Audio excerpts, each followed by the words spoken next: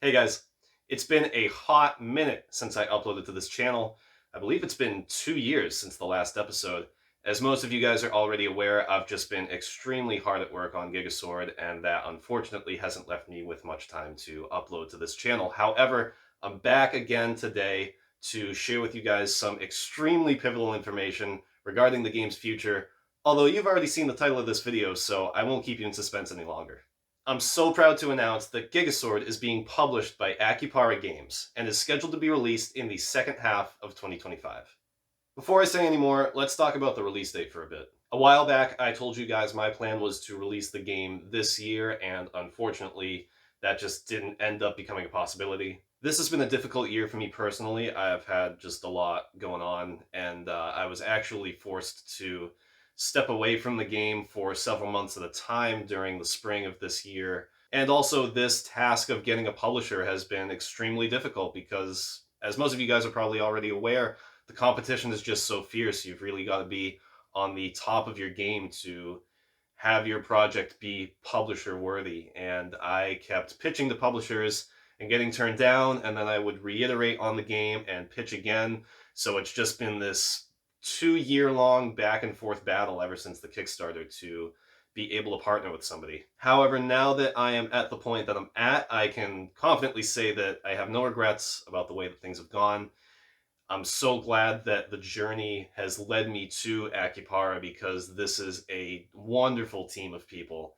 I'm really glad that these are the guys that I ended up sticking the landing with. I'm just so excited to be working with them. Now, in terms of development, things have been going really well, and that's what I want to focus on today. There have been a ton of new areas, enemies, and features implemented since the last time you guys saw this game, and I want to take a minute to showcase some of that stuff, without spoilers of course, and give you guys a taste of what you're actually in for when you finally get your hands on GigaSword next year. So, let's jump right in. GigaSword is comprised of 6 major areas, the first of which being the monastery. Those of you who have played the demo are very familiar with this place by now, so today I'd like to showcase a bit more about the other 5 areas. After defeating Sloane the Executioner, you'll make your way to the Flooded Gardens, which is the game's water area. Here you'll have to leave the sword behind for significant periods of time so that you can swim to new locations. However, lowering the water level will allow you to go back through these rooms with the sword and give you the ability to reach new rooms. In the deeper sections of the garden, you'll enter an underground grotto brimming with vegetation, some of which will be trying to kill you. It's here that another mechanic is introduced. You'll have to use these fruits to create flower platforms that you can stand on. There's also this part where you've got to sever a massive fruit from its stem to make an even bigger platform, which will lead you to this area's prize, the charge attack. Overall, the Flooded Gardens is a huge place with tons of variety, lots of new enemies, and some of my favorite backgrounds in the game. Next up is the Buried Depths, which is the spooky-themed area. You'll be deep below the halls of the Nestrium in a ruinous part of the tower long sealed off. The deeper you go, the darker it gets, and you'll have to use these lanterns in order to find your way around. You can also use them to light these torches and open certain doors.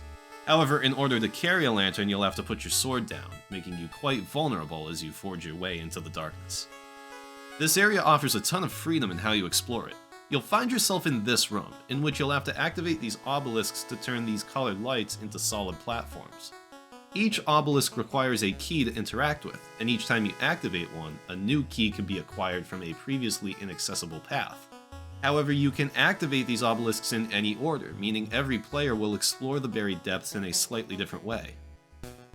In contrast to how open the depths is, the Lunarium plays a lot more like a linear platformer, or at least, it does at first. This is another massive place, and you'll find yourself returning here a lot to uncover more and more sub-locations within it. This area is mechanical themed, and has you using these sword-controlled platforms to move along these tracks to access new places. You'll also play around with these blue and red switch blocks, a classic Zelda-style puzzle mechanic in which only one color of block can be active at a time. Next up, we have one of my favorite parts of the game, the Frozen Spire. The snow level, the level where you slip and slide around. You knew there had to be one. This area is all about ice. You'll have to use the sword to smash these huge ice blocks, but you'll also find yourself not smashing some of them in order to access certain treasure. These ice block respawners come in handy in case you make a mistake. This is the area in which you'll fight Engel, the Silver Paladin, although I can't show you too much of this fight as it involves the use of an item that I haven't ever spoiled. There's an ability that you get here that I think is really cool, and it leads to the introduction of a ton of new mechanics, but you'll have to wait for the full game to find out what it is. The progression of GigaSword is anything but linear. You'll find yourself returning to old areas to access new ones, and there are even a couple of smaller bonus areas that I haven't talked about yet. But eventually you'll make your way to the summit of the Nestrium, an area called the High Wall. The puzzles here are puzzling, and the enemies you'll face are the hardest ones in the game. All the tower's previous mechanics are incorporated here, combined with the High Wall's own unique mechanics involving thunder and electricity. There are tons of new features I've been working on since the Kickstarter. As you may remember, the main way to get new health points is to collect these crystal feathers hidden throughout every area.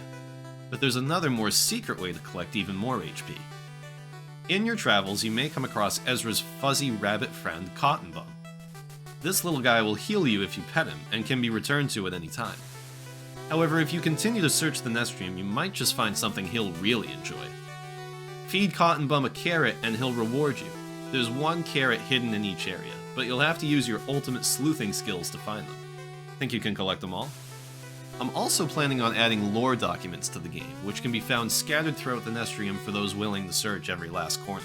This will work similarly to the documents found in Axiom Verge, in which you can view each document in your inventory at any time to learn more about the world of GigaSword and its characters. There's still a lot left to do, mainly on the rest of the bosses and the game's cutscenes. But development is going really well right now, and I'm so happy to finally be nearing the end of this massive journey. So to wrap things up, I want to give a massive thank you to Acupara Games for partnering with this project, for believing in me as a creator, for seeing the vision of GigaSword as clearly as I see it. This is a team of wonderful people, and they've already helped me out a ton, and so I just can't wait to see where this partnership takes us. I also want to thank all of you guys, all the Kickstarter backers, all my friends and fans on Discord, Techhead, Mello, Alvario, the guys that help me run the community over there, everybody on Twitter, everybody on here, YouTube. You guys have made this possible. GigaSword would not be what it is without your support and encouragement, and I cannot thank you enough. This project means the world to me. It's been my life for the last 5 years, and I sincerely hope that you guys enjoy it when it drops in 2025. Alright, for now, I've got to get back to work. Hopefully it won't be another 2 years until I upload again. As soon as I've got more major news, I will be sharing it on here, but if you want to stay updated more frequently, I would encourage you to come follow me over on Discord, where I try to post at least once a week about the game. Until next time, I love you guys, and I'll see you again soon. Take care.